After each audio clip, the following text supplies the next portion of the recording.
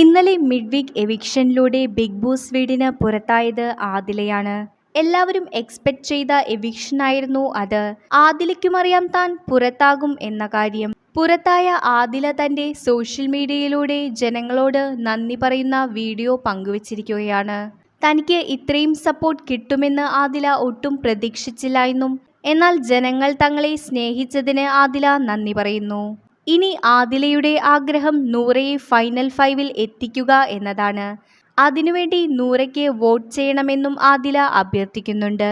തന്നെയും നൂറയെയും സപ്പോർട്ട് ചെയ്യുന്നവർ നൂറയ്ക്ക് എത്രയും വൈകാതെ വോട്ട് കൊടുക്കൂ എന്ന് ആദില അഭ്യർത്ഥിക്കുന്നു. എന്നാൽ അനുമോൾക്ക് വേണ്ടി ആദില വോട്ട് ചോദിക്കുന്നില്ല. പുറത്തെത്തിയ ആദില ഇന്റർവ്യൂവിൽ പറഞ്ഞത് അനുമോൾ ഒരു ഡ്രാമ ക്യൂനാണെന്നാണ്. ക്യൂട്ട്നെസ് ഏറ്റവും കൂടുതൽ വാരി വിതറുന്നത് അനുമോളെന്നാണ് ആദില പറഞ്ഞത്. നൂറയ്ക്ക് കൂടുതൽ ക്യൂട്ട്നെസ് ഇടേണ്ട ആവശ്യമില്ല, അവൾക്ക് അത് ഉണ്ടെന്നും തന്റെ പാർട്ട്ണറല്ലേ എന്നും ഇന്റർവ്യൂവിൽ ആദില പറയുന്നു. പുറത്ത് വന്നിട്ട് വേണം എല്ലാ പ്രശ്നങ്ങളും സോൾവ് ചെയ്യണമെന്ന് ആദില ഇന്റർവ്യൂവിൽ പറയുന്നു. പുറത്തു വന്ന് ഇവർ എങ്ങനെ ഫ്രണ്ട്ഷിപ്പ് കൈകാര്യം ചെയ്യുമെന്ന് കണ്ട് തന്നെ അറിയാം.